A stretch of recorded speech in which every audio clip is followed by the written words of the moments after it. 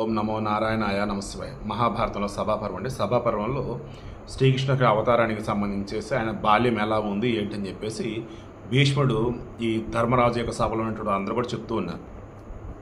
అలా మొన్న వచ్చేసి ఏం చేశారు, మనుష్య దీక్షను వహించి సురపూజితులైనటువంటి శ్రీకృష్ణ బలరామదేవులు మానవ స్వభావానికి తగిన విధంగా క్రీడలతో వనమంతా తిరిగారు. అనంతరం మహా తేజస్వైనటువంటి శ్రీకృష్ణుడు గోవ్రజానికి వెళ్ళాడు. అక్కడ గోపబాలురంతా గిరి యజ్ఞాన్ని చేస్తున్నారు. అందులోకి వెళ్ళి శ్రీకృష్ణుడు సర్వభూత సృష్టి అయినటువంటి పరమాత్మ తానే అని తెలిసేటట్లుగా గిరిరాజు కొరకు చేయబడినటువంటి పాయసాన్ని తాను ఆరగించాడు. అది చూసి గోపబాలురంతా కూడా శ్రీకృష్ణుడిని పూజింపసాగారు. వారు పూజిస్తుండగా శ్రీకృష్ణుడు దివ్యమైనటువంటి శరీరాన్ని పొందాడు. శత్రుమర్దన ఒకసారి బాలుడైన వాసుదేవుడు ఆవుల రక్షణ కోసం గోవర్ధన పర్వతాన్ని 7 రోజులు ఎత్తి పట్టుకున్నాడు. ఆ కృష్ణుడు ఆడుతూనే సర్వలోకానికి ఆశ్చర్యకరమైనటువంటి కష్టసాధ్యమైనటువంటి పనిని కూడా చేశాడు. ఇంద్రుడు ఆ పని చూసి ఆనందంతో భూమి మీదకు వచ్చి శ్రీకృష్ణుడిని గోవిందుడిని పేరుతో పిలిచి అభిషేకించాడు. అనంతరం గోవిందుని కౌగిలించుకుని ఇంద్రుడు స్వర్గలోకానికి వెళ్ళాడు. పశువుల హితాన్ని కోరి కృష్ణుడు వృషభ రూపంలో ఉన్నటువంటి అరిష్టుడినే రాక్షసుని చంపాడు. 1000 ఏనుగుల బలం కల కేశి అనే రాక్షసుడు ఉండేవాడు. అతడు గుర్రం రూపంలో ఉండేవాడు.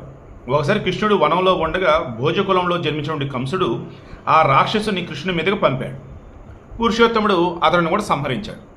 ఇక ఆంధ్రుడైన ఈ ఆంధ్ర అనే పదం మనకి రామాయణంలో వచ్చింది, మహాభారతంలోనూ వచ్చింది. అంటే ఆంధ్రుడు ఆంధ్ర అనే శబ్దం ఐత్రేయ బ్రాహ్మణులు ముందు విన్నున్నామని చెప్పేసి అంటారు కదా, అంతకు ముందే ఉంది. అంటే ఆంధ్రులు ఎప్పటి నుంచో ఉన్నారు. బట్ ఈ తెలుగు భాష, తెలుగు లిపి మాత్రము 2000 సంవత్సరాల క్రితం అని చెప్పేసి అంటూ ఉంటారు. ఇప్పుడు వాడుకలో ఉన్న భాష ఏదైతే ఉందో ఇది ఒక 300-400 సంవత్సరాల క్రితం అని అంటూ ఉంటారు. సో ఆంధ్రులు అనేవాళ్ళు ఇప్పటి వాళ్ళు కాదండి, యుగయుగాల నాటి నుంచే, వేల ఏళ్ల క్రితం నుంచే ఆంధ్రులు అనేవాళ్ళు ఉన్నారు. ఇందులో మంచి వాళ్ళు చెడ్డవాళ్ళు ఉన్నట్టుగానే ఆంధ్రుడు అనేటువంటి చానూరమలుడిని మహారాక్షసుని శ్రీకృష్ణుడు సంహరించాడు. మరల ఇదే డౌట్, రాక్షసుడు అంటే కోరలుండి ఘోరాత ఘోర ఉన్న మనుషులు కాదు.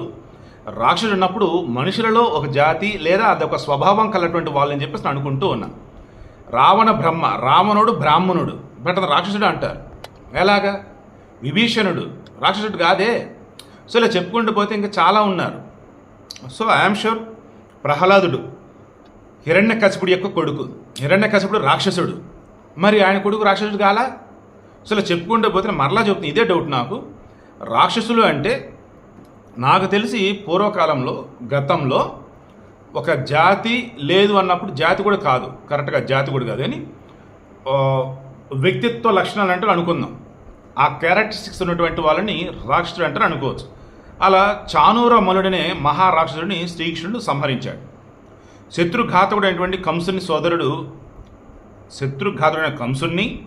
సోదరుడు సునాముడు సర్వసైన్య సమేతంగా రాగా బాలకృష్ణుడు అతను కూడా సంహరించాడు. సో కంసుని యొక్క సోదరుడు సునాముడు వస్తే వాడిని కూడా చంపేశారు. జనసమూహంలో ఉండగా తన మీదికి వచ్చిన ముష్టికుడనే మల్లుని బలదేవుడు సంహరించాడు. సో బలరాముడు చంపింది ఎవరని? ముష్టికుడిని. కంసుడి యొక్క బ్రదర్ని చంపింది ఎవరు? కృష్ణుడు. కంసుడి యొక్క తమ్ముడి పేరేంటి? సునాముడు. సునాముడిని చంపింది కృష్ణుడు. తర్వాత బలదేవుడు వచ్చేసి ఎవరిని చంపాడు? ముష్టికుడనే రాక్షసుడిని. తర్వాత ఆ సమయంలో శ్రీకృష్ణుని చూస్తే కంసుడిలో చాలా భయం కలిగింది. ఐరావత వంశంలో పుట్టినటువంటి కువలయాపుడు అనే గజేంద్రాన్ని కంసుడు చూస్తుండగానే శ్రీకృష్ణుడు చంపాడు.